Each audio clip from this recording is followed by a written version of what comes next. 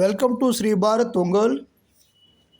నెరగమల్లి మండలం కామేపల్లి నుండి చిరుకూరుపల్లి వరకు అన్నదాత సుఖీభావ కార్యక్రమంలో పాల్గొన్న మంత్రి డోలా బాలవీరేంద్ర స్వామి మరియు దామచర్ల సత్య మరియు బీజేపీ నాయకులు, జనసేన నాయకులు, టీడీపీ నాయకులు భారీ ఎత్తున పాల్గొని ఈ కార్యక్రమాన్ని విజయవంతం చేశారు.